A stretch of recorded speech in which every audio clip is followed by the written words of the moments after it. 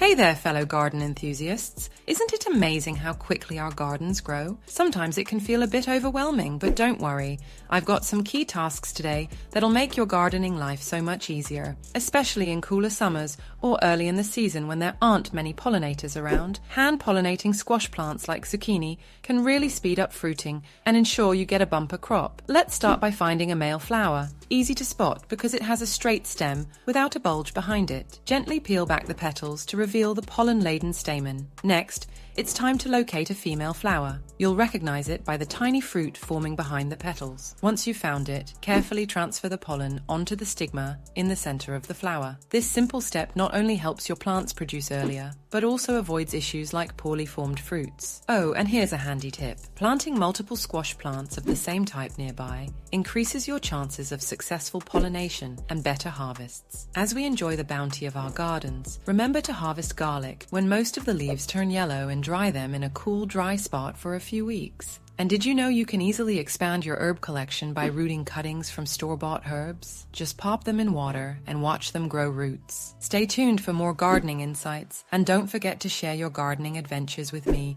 in the comments below. Happy gardening, everyone.